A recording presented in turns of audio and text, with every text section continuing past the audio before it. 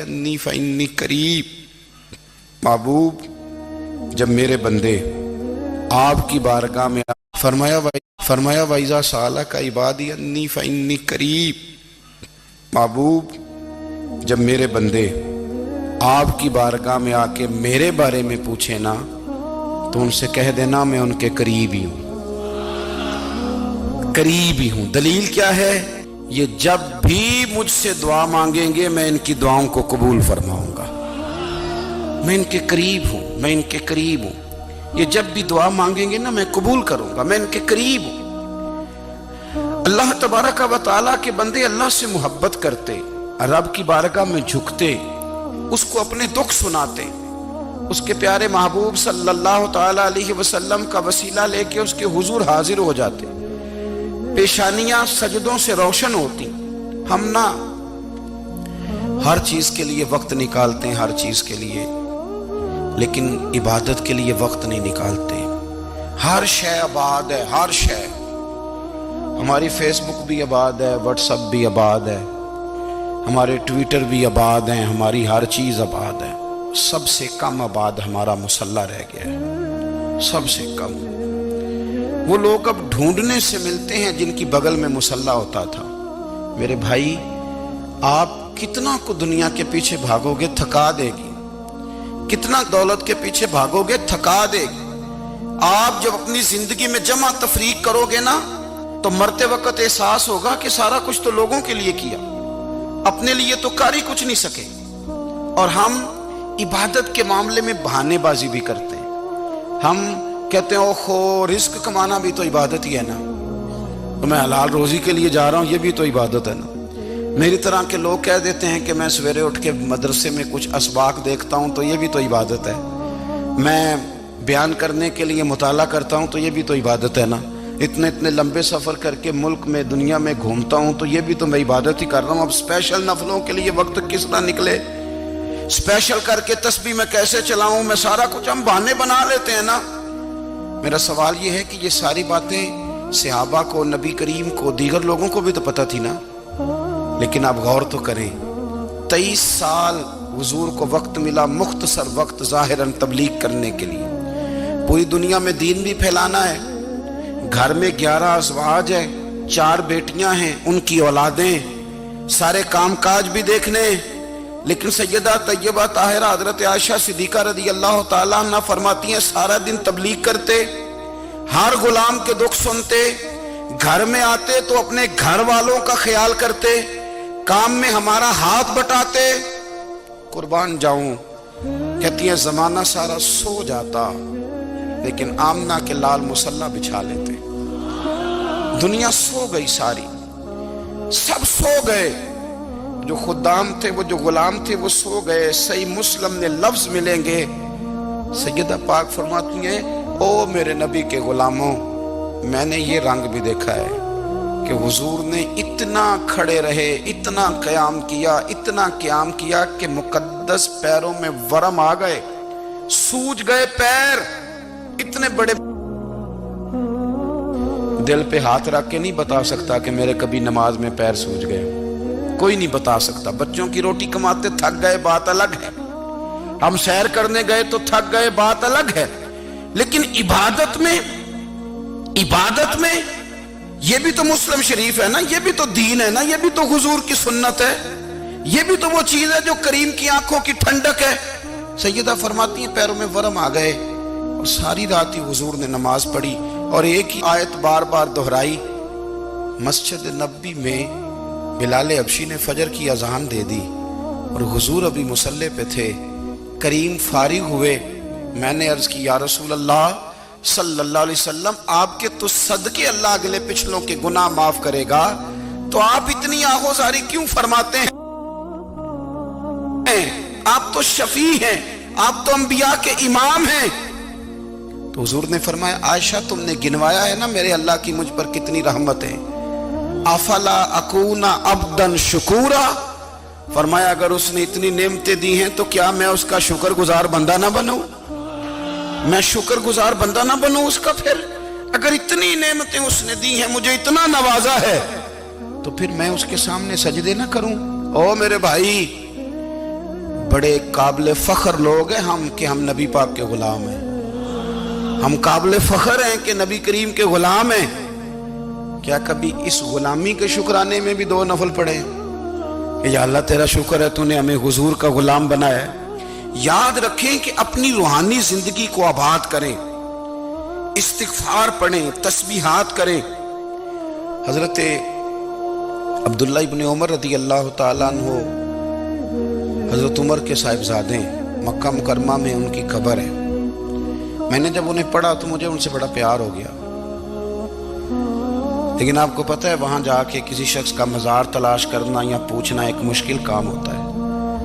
تو ایک دفعہ میں مکہ شریف میں حاضر تھا تو ایک گاڑی والا ڈرائیور مجھے کہنے لگا کہ مولانا میں آپ کو جانتا ہوں, مجھے آپ سے محبت ہے, ایک بات بتاؤں آپ کو. میں نے کہا بتاؤ. کہنے لگے حضرت عبداللہ ابن عمر کی قبر دیکھنی ہے.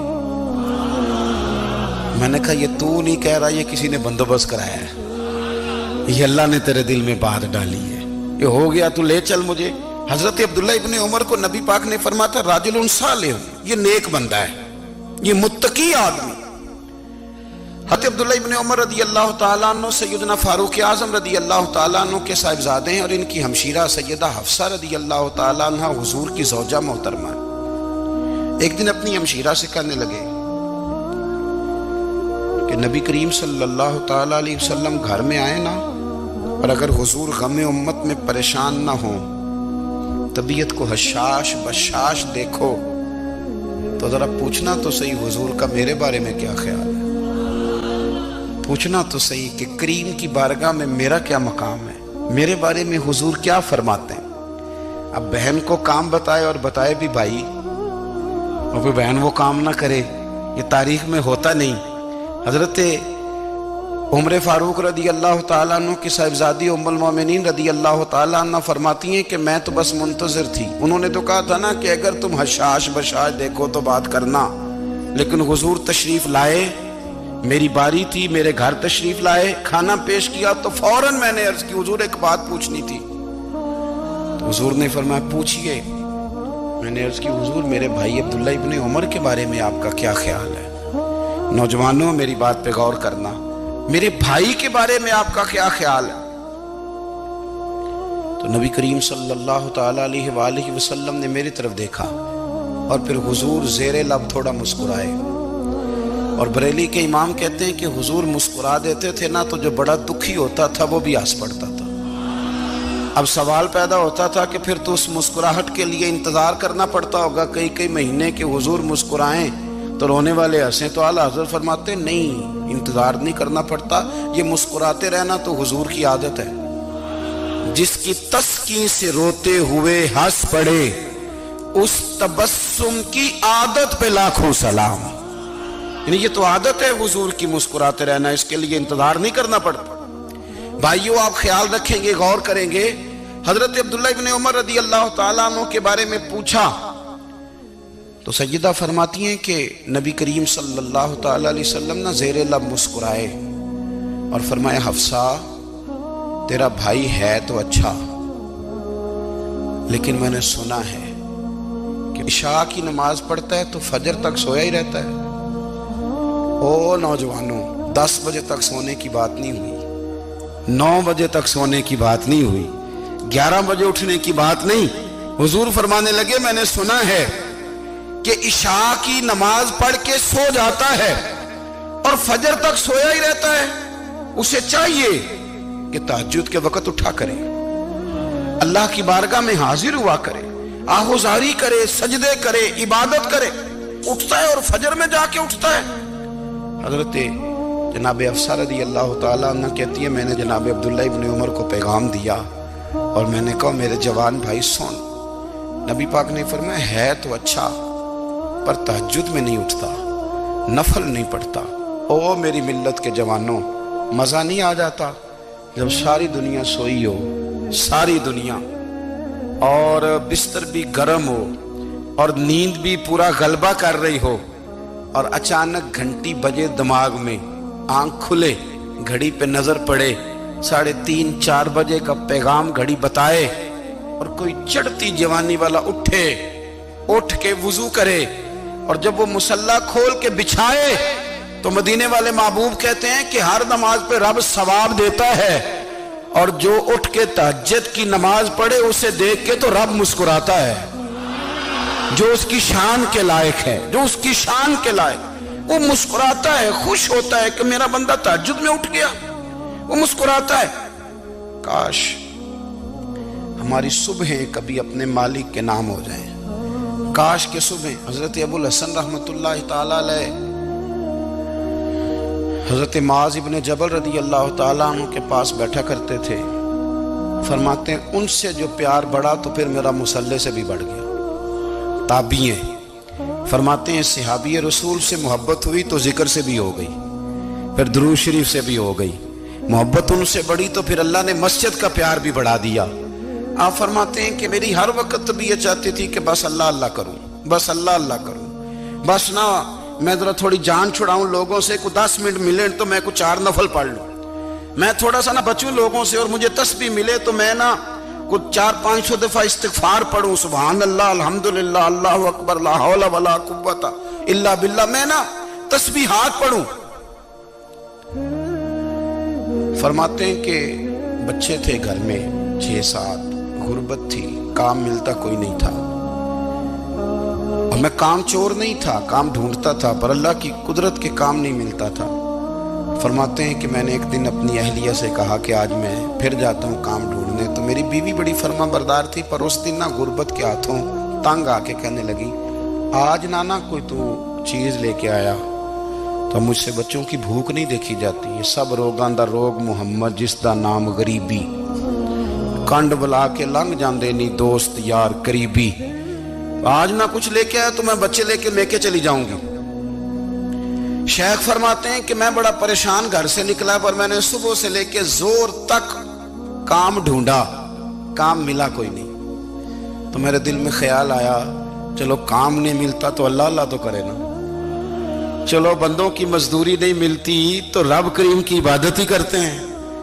فرماتے ہیں کہ میں نے نا فرات کے پانی سے وضو کیا، نہر کے، شدید دھوپ تھی، ساتھ ریت تھی اور ریت تپ رہی تھی، میں نے اپنا رومال وہیں مصلی کے طور پر بچھا لیا، اور فرماتے ہیں کہ زور سے لے کر عصر تک نماز پڑھی، دھوپ بھی پورے زور پہ، پر میرے سجدے کا ذوق بھی پورے زور پہ۔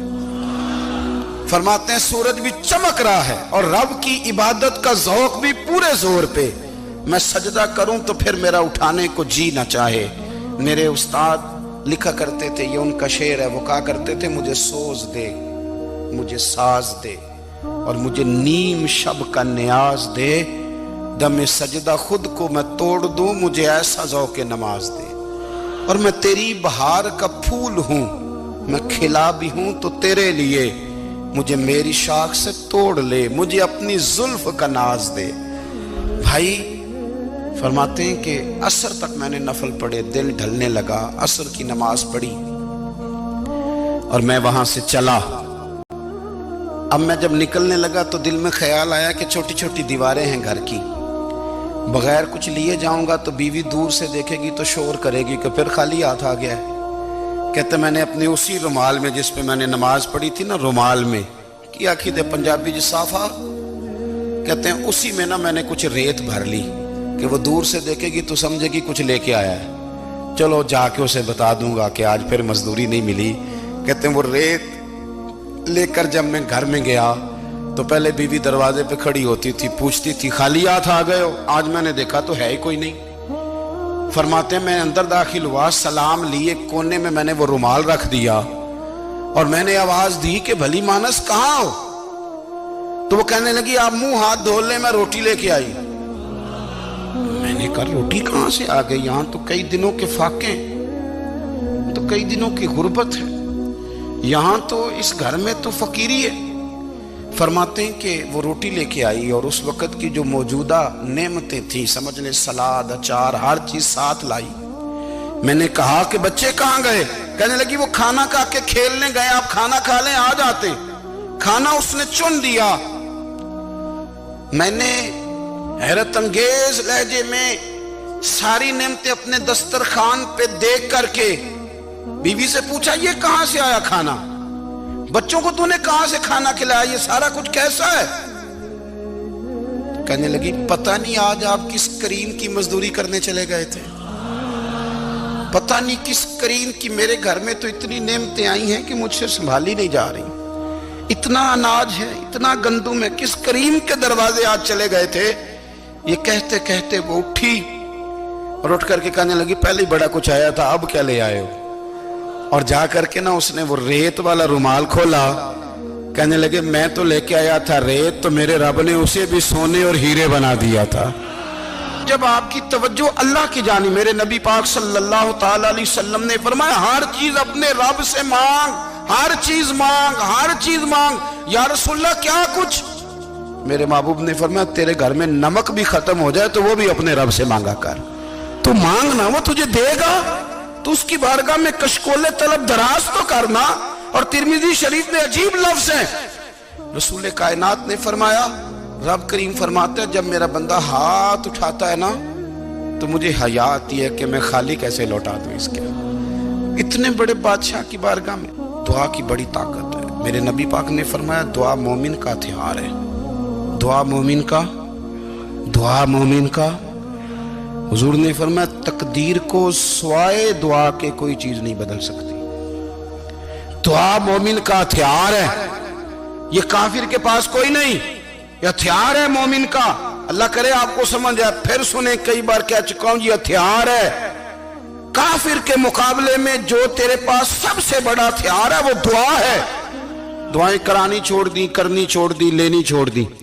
حضرت سیدنا انس بن مالک رضی اللہ تعالیٰ عنہ فرمایا کرتے تھے میں نے وہ رنگ دیکھا ہے جب حضور دعا مانگتے تھے اور حضور کی مقدس آنکھوں میں آنسو بھی ساتھ ہی بہا کرتے تھے، میں نے وہ انداز دیکھا ہے۔ بھائی اپنا مصلی کا، عبادت کا، وظائف کا، اللہ اللہ کا سلسلہ اس کو مضبوط کریں، اپنی دعاؤں کے تعلق کو مضبوط کریں۔